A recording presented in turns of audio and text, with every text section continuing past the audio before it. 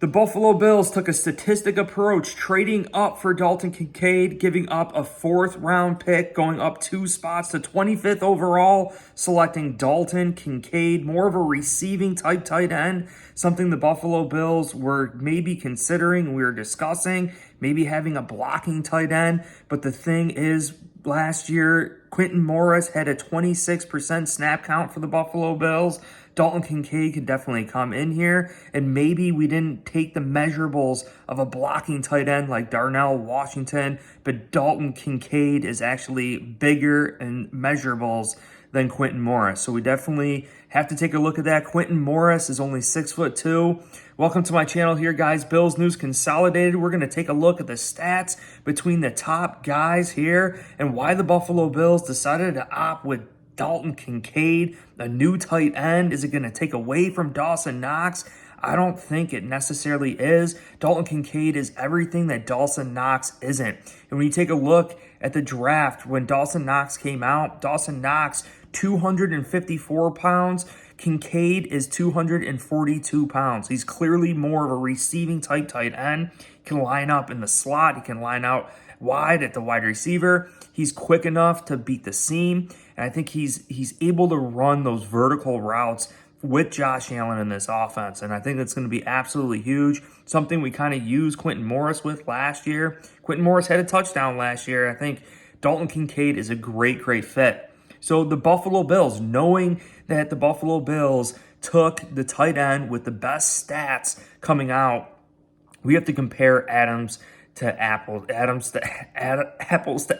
here. And the top guy here statistically is Michael Mayer, another tight end that was sitting there and waiting to be selected last night, and the Buffalo Bills decided to take Kincaid over Michael Mayer, as well as Darnell Washington.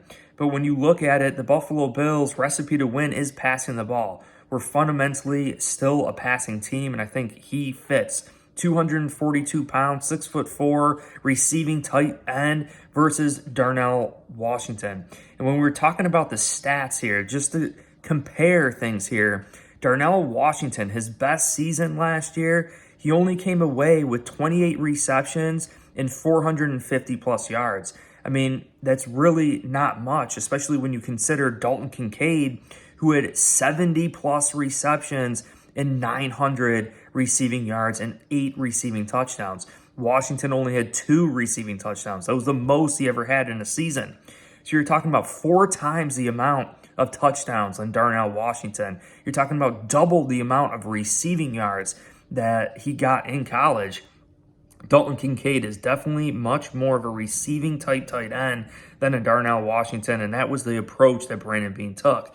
But we have to take a look at another guy here, right? Michael Mayer, who is said to be, in some people's eyes, better than Dalton Kincaid. But when you take a look at the stats, right, Dalton Kincaid played in 10 less games, but he scored a touchdown 10% more of the time, and he also averaged 2 more yards per reception. We know that's what Brandon Beane was looking for in this year's draft, right? Yards after catch, guys that do the most with their receptions.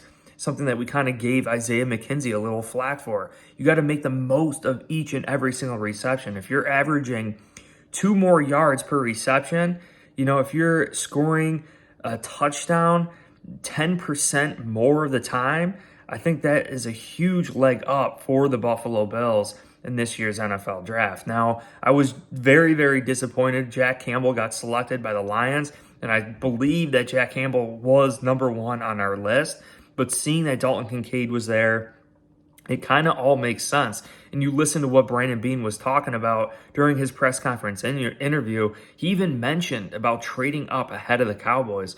We all assumed it was going to be for a linebacker.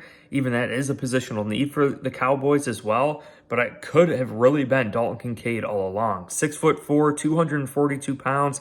Didn't run at the combine, didn't work out at the combine due to a back injury. But apparently he is fine.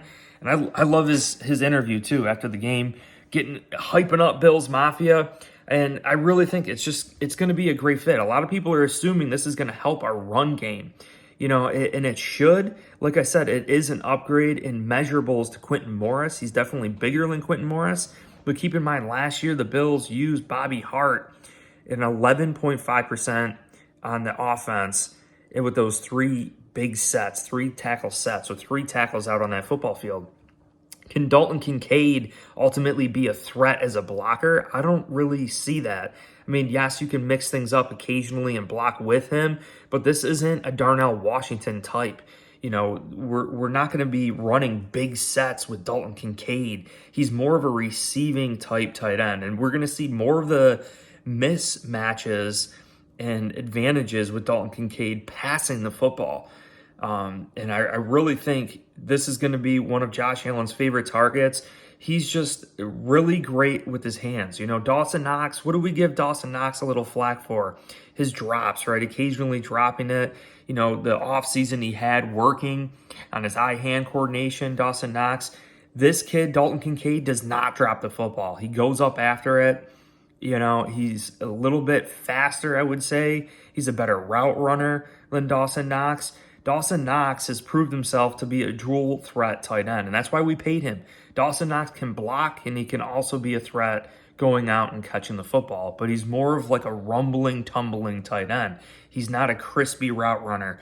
A lot of people are comparing Kincaid to Travis Kelce, to Mike Gesicki, to Zach Ertz. You know, these tight ends that could run routes that are quick and light-footed. You know, I really believe in this draft pick. When it first happened, I was kind of shocked. But considering all the players that got drafted before the Buffalo Bills, like Bijan Robinson, Jackson Smith, and Najigba, you know, so many, Jordan Addison, Zay Flowers, a lot of the top guys were really gone.